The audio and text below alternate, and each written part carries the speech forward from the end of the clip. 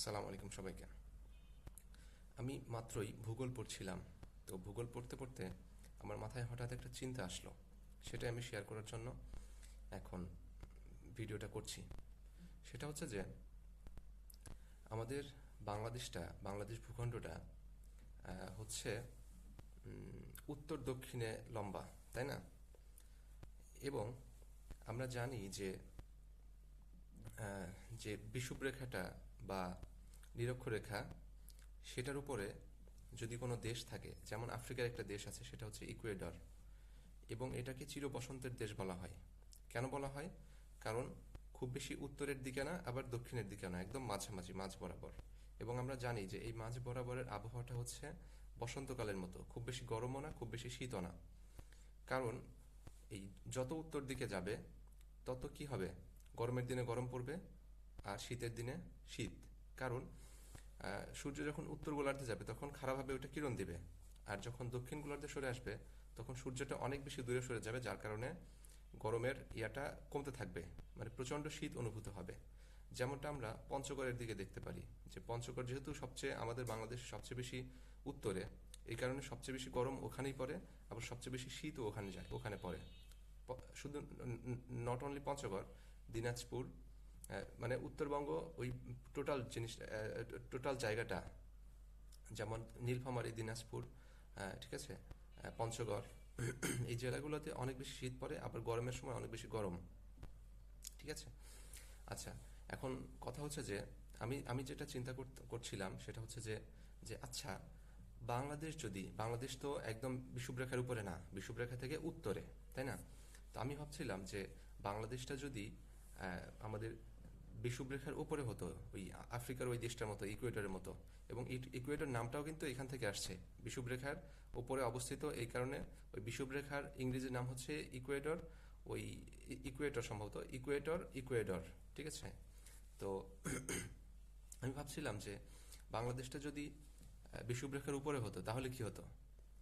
আসলে যেটা হতো সেটা হচ্ছে যে আমরা বসন্ত পেতাম, কিন্তু আবার একটা সমস্যাও ছিল। সেটা হচ্ছে যে আর্দ্রতা বেড়ে যেত এবং প্রচুর বৃষ্টিপাত হতো। তবে একটা কথা আছে, এই যে ইকুয়েডর দেশটার কথা যে বললাম, আফ্রিকার দেশ, এইটা কিন্তু বাস করে অনেক মজা। আমি আমি যেটা মানে থিওরিটিক্যালি আমি যেটা জানতে পারলাম, বা আমি ফিল করতেছি বা বুঝতেছি, যদিও বাস্তবে আমি কখনো যাইনি, বা আসলে ওইখানে বসবাস করে কেমন মজা, সেটা তাদের সাথে কথাও বলে আমি জানতে পারিনি। আমি জাস্ট থিওরিটিক্যালি একটা অঙ্কের মতো একটা হিসাব আমি বলতে পারি।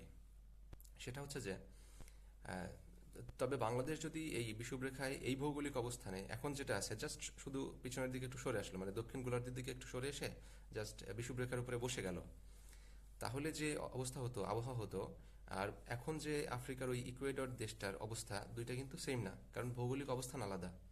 এবং আমাদের ঠিক এই পাশে হচ্ছে বঙ্গোপসাগর, এবং ওইটার মানে আবহাওয়াটা হচ্ছে একটু উষ্ণ, পানিটা বা আবহাওয়াটা উষ্ণ।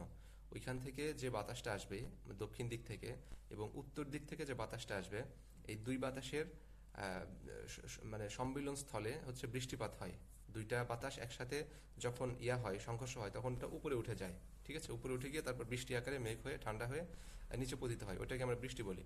তো বৃষ্টিপাতটা বাংলাদেশে বেড়ে যেত, এই কারণে আর্দ্রতাটা বেড়ে যেত। আর বাতাসের আর্দ্রতা বেড়ে যাওয়া মানে অস্বস্তি, একটা বাজে একটা ফিলিং, বাজে একটা অনুভূতি। ঠিক আছে। আর হচ্ছে, কিন্তু ইকুয়েডরে এই জিনিসটা হয় না কেন?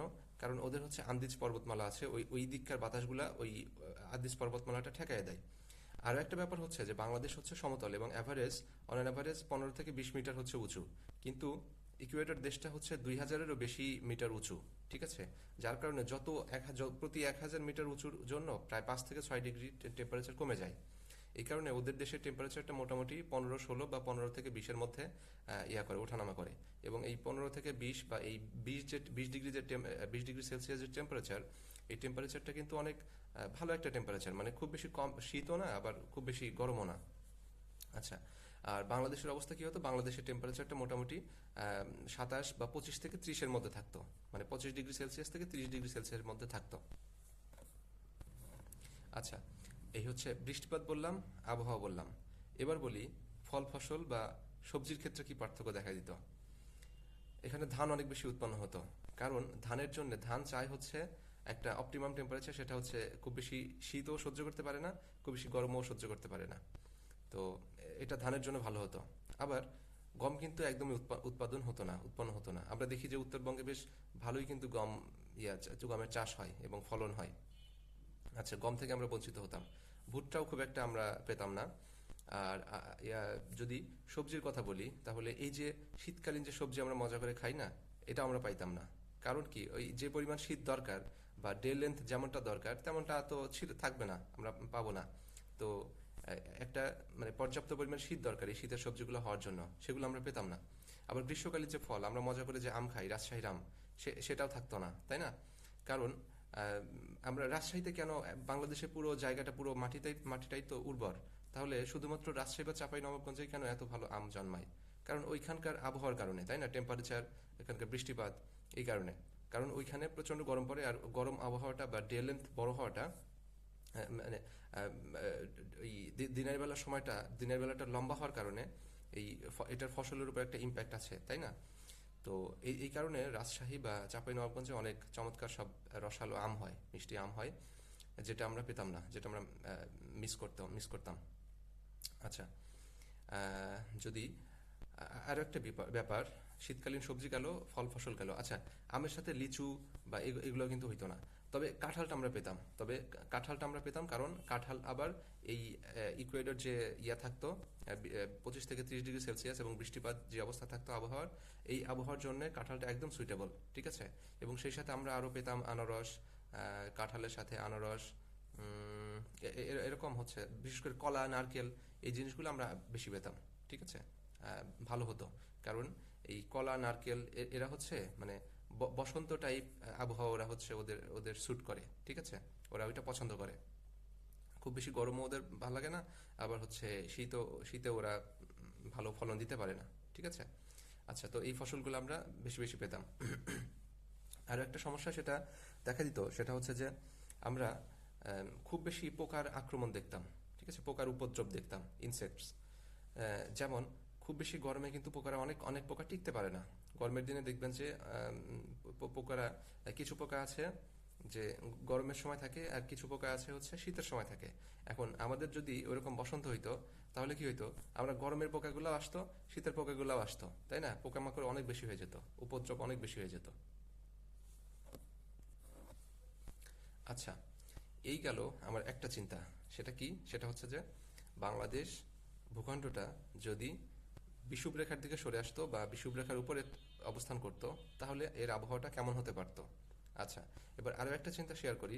সেটা হচ্ছে যে কোনো দেশ পূর্ব পশ্চিমে বা দ্রাঘিমা রেখা বরাবর যদি লম্বা হয়, তাহলে কেমন হবে? আর অক্ষরেখা বরাবর, অর্থাৎ মানে পৃথিবীর পেট বরাবর, অর্থাৎ পূর্ব পশ্চিমে যদি এরকম লম্বা হয়, তাহলে কেমন হবে? দেখেন, আমাদের ছোট্ট একটা দেশ বাংলাদেশ, এটা কিন্তু লম্বা কোন দিকে? উত্তর থেকে দক্ষিণ দিকে লম্বা, অর্থাৎ দ্রাঘিমা রেখা বরাবর লম্বা, তাই না? তাহলে এই এতটুকু লম্বা হওয়ার কারণে, বা দ্রাঘিমা রেখার দিকে এতটুকু সামান্য একটু লম্বা হওয়ার কারণেই দেখেন আবহাওয়া বা ফল ফসল উৎপাদনে, সবজি উৎপাদনে কত পার্থক্য, তাই না? যেমন রাজশাহীতে যত ভালো আম হয়, পটুয়াখালীতে বা বরিশালে কিন্তু অত ভালো আম হয় না। আবার পটুয়াখালী বা বরিশালের আবহাওয়া যেমন, পঞ্চগড়ের আবহাওয়া কিন্তু ওরকম না, তাই না? পঞ্চগড়ে প্রচণ্ড শীতে মানুষ মারা যায় এবং গরমে মানুষ মারা যায়, বা মানে অসহ্য গরম, বিশেষ করে উত্তরবঙ্গে। কিন্তু পটুয়াখালীর মানুষ কিন্তু গায়ে হাওয়া লাগায় ঘুরে বেড়াচ্ছে, তাদের কোনো সমস্যাই হচ্ছে না, না শীতে না গ্রীষ্মে, ঠিক আছে? তাহলে ছোট্ট একটা দেশ, এবং ছোট্ট একটা দেশ হলেও এটা যেহেতু উত্তর থেকে দক্ষিণে দ্রাঘিমা রেখা বরাবর লম্বা, এবং আমরা যদি একটু চিন্তা করি যে দ্রাঘিমা, এই যে আবহাওয়ার পার্থক্যটা মূলত হয় হচ্ছে উত্তর দক্ষিণে লম্বা হওয়ার কারণে, তাই না? দ্রাঘিমা রেখা বরাবর লম্বা হওয়ার কারণে। কারণ এই সূর্য হচ্ছে উত্তর দক্ষিণ দিকে হেলে যায়, কারণ পৃথিবীর যে ঘুরে বা পৃথিবীর যে চলে, ওর চলার সময় একটা মানে উত্তর দক্ষিণ হেলার একটা বৈশিষ্ট্য আছে, তাই না? এই কারণে সূর্যের অবস্থানের কারণে কিন্তু অনেক কিছু বদলায়, এটা আমরা জানি, এটা আমরা পড়েছি, এটা একদম বেসিক। তো সেই হিসেবে দ্রাঘিমা রেখায় যদি পার্থক্য বেশি হয়, তাহলে ওই একটা দেশের মধ্যেই দেখা যাবে যে আবহাওয়া বা জলবায়ুর অনেক বেশি ভ্যারিয়েশন দেখা দিচ্ছে, অনেক বেশি বৈচিত্র্য। যেমনটা আমরা ব্রাজিলে বা চিলিতে দেখতে পারি। চিলি কিন্তু এই দ্রাঘিমা রেখা বরাবর বা উত্তর দক্ষিণে অনেক বেশি লম্বা। ঠিক আছে, তার মানে চিলির উত্তর দিকের যে দেশটা, একদম সর্ব উত্তরের দেশটা এবং সর্ব দক্ষিণের দেশটা, আবহাওয়া এবং জলবায়ুতে অনেক বেশি পার্থক্য। আমাদের পাশের দেশ ইন্ডিয়াতে আমরা দেখি না কেন, ইন্ডিয়ার এক পাশে হচ্ছে কাশ্মীর আর এক পাশে হচ্ছে মরুভূমি, মানে এত বেশি শীত বা একদম শীতপ্রধান দেশের মতো। আবার ঠিক একইভাবে মরুভূমিও আছে ওই একই দেশে, তাই না? কারণ কি, ওই দেশটা অনেক বড় এবং উত্তর দক্ষিণে পার্থক্যটা অনেক বেশি। আচ্ছা, এর একটা সুবিধাও কিন্তু আছে। যেমন বাংলাদেশটা যদি উত্তর দক্ষিণে আরও একটু লম্বা হতো, তাহলে আমরা আরও মানে ভ্যারাইটিস রকমের ফল ফসল সবজি পেতাম, তাই না কি? আচ্ছা, তো এই ছিল আমার দুইটা চিন্তা। কেমন লাগলো সেটা জানাবেন। এবং এইভাবে চিন্তা করে করে আমরা যদি পড়ি এবং বাস্তব জীবনের সাথে যদি রিলেট করে পড়ি, তাহলে পড়ালেখাটা অনেক বেশি ভালো লাগবে এবং সেটাকে আমরা ফিল করতে পারবো। ধন্যবাদ সবাইকে। সালাম আলাইকুম।